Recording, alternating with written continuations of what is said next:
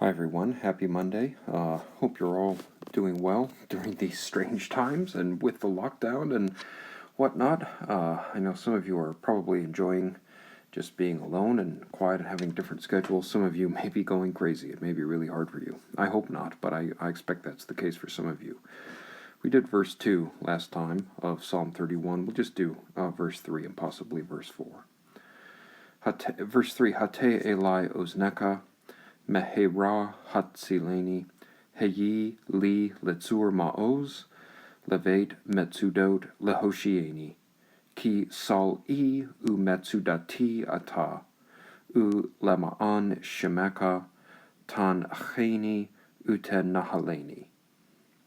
So go ahead, pause the video, and go ahead, see if you can work through the translation on your own.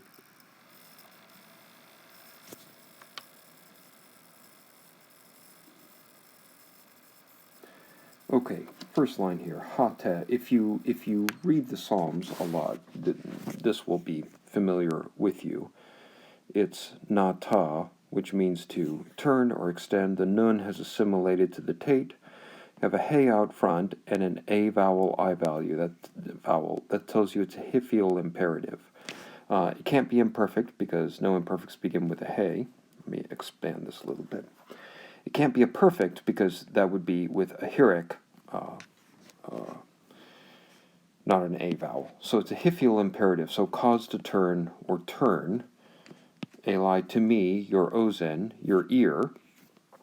Mehera is an adverb and means quickly. And again, if you read the Psalms, you'll recognize Hatzileni very quickly. Natsal, which means to deliver. You always deliver in the hiphil. The nun has assimilated, that's why the tzade is doubled. And again, another hiphil imperative. It's obviously not literally true to ask God to turn his ear to you because he doesn't have ears, or to ask him to do something quickly because being transcendent and outside of time, he's never late. And yet, the psalm gives anthropomorphic language. It gives us a way that, perhaps it's not strictly literally true, but it gives us a way to express these deep yearnings and our urgency and our sense of panic to God. So, turn, save, and then third imperative, be. You can see first there's a reduced vowel on haya here for the ketol form. Be to me, letzur ma'oz. Le here is something like as. Tsur means rock, and a ma'oz means a fortress, or something like that, as a rock of a fortress.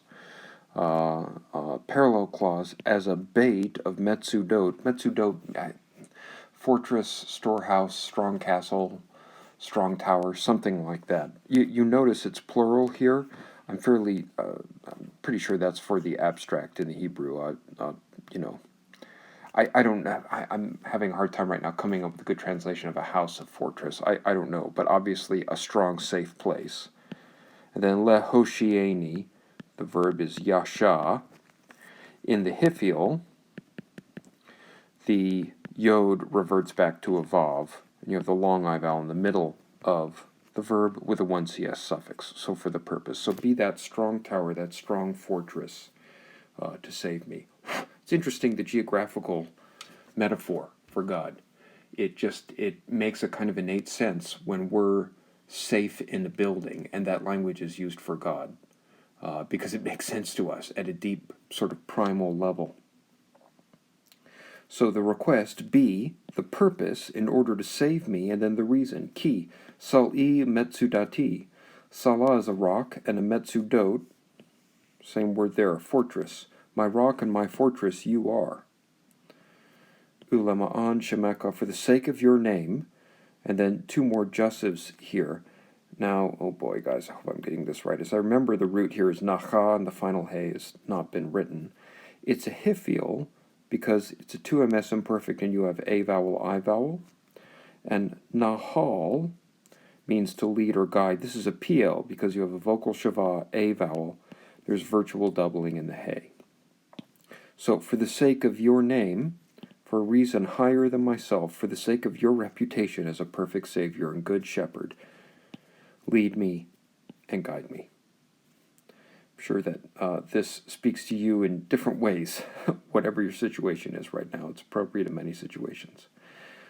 Thanks all. God bless. I will see you tomorrow, and we'll continue with Psalm 31. Thanks.